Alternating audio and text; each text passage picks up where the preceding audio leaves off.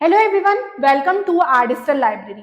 I am Dr. खुशी Sahu and quick revision series में हम लोग 12th पॉइंट में आ चुके हैं। बहुत पास में जब ये टॉपिक खत्म होने वाला है। टोटल 14 पॉइंट्स थे। इसके पहले की वीडियोस आपको डिस्क्रिप्शन में या फिर ऊपर स्क्रीन में मिल जाएंगे, वहां से आप अपना टॉपिक कवर कर सकते हैं। यूजी के साथ साथ ये पीजी के रिवीजन बेस्ड पर्पस के लिए भी बहुत इंपॉर्टेंट है।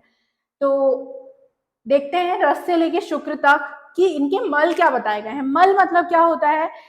जो चीज मलिन करे यानी एक वेस्ट प्रोडक्ट हम बोल सकते हैं। तो धातुओं के बनने में, जैसे कि हमने धातु पोषण जो क्रम पढ़े हैं उसमें भी बताया जाता है कि एक तरफ उसका सार भाग बनता है, दूसरी तरफ उसका किट या मल भाग बनता है। तो ऐसे ही हर धातु की एक एक किट या मल जो है वो वर्णित किए गए हैं। क्या है ये? तो रस का बताया गया है कफ, रसस्य तु कफः।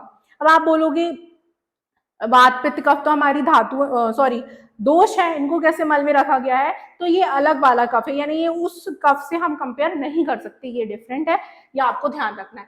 कफ रसस्य तु कफः। देन रक्त का होता है पित्त, तो ऑब्वियसली मैं ये बता रही हूँ कि ये हमारा वो वाला पित्त नहीं है जिसको हम दोष में पढ़ते हैं। मास तो इसका होता है खमल। खमल मतलब क्या?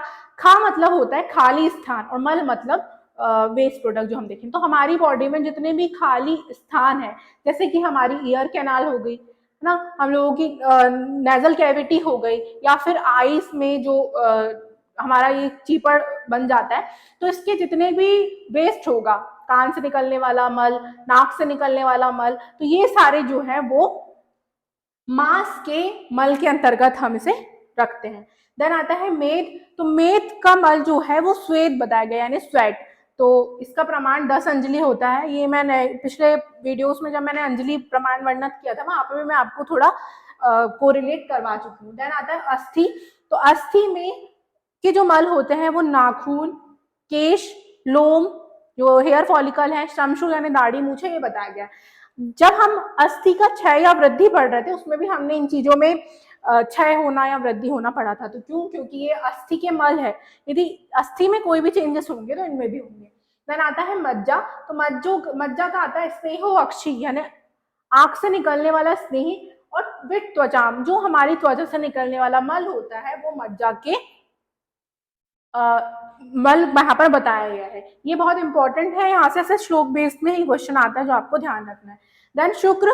तो बहुत इंपॉर्टेंट है शुक्र का, वेरी वेरी इंपॉर्टेंट, कि आज्ञा सुश्रुत और चरक ने शुक्र का कोई भी मल नहीं माना, लेकिन अष्टांग हृदय ने एक बहुत अलग अजीब बात बोल दी कि शुक्र का मल क्या है? ओज है। जबकि हम बोलते हैं शुक्र की धातु जो एक्सट्रैक्ट है, जो सार भाग है, सत्व भाग है, वो ओज है। ऐसा आचार्य सुश्रुत चरक ने बताया। लेकिन अष्टांग हृदय ने एक बहुत अलग अजीब और हमारे लिए इंपॉर्टेंट बात बोल दी कि शुक्र का ओज जो है वो मल यहाँ पर कहा गया है। तो ये था हमारा एक क्विक रिवीजन। होप कि आपको टॉपिक्स अच्छे लग रहे होंगे। इसके आगे मैं 2 वीडियोस और इसी टॉपिक के बनाऊंगी। देन फिर आपको कोई भी टॉपिक्स में डाउट हो या पेपर आने वाले हैं उससे रिलेटेड कोई भी चीज आपको पूछनी हो, पढ़नी हो, तो आप मुझे बता सकते हैं। Thank you.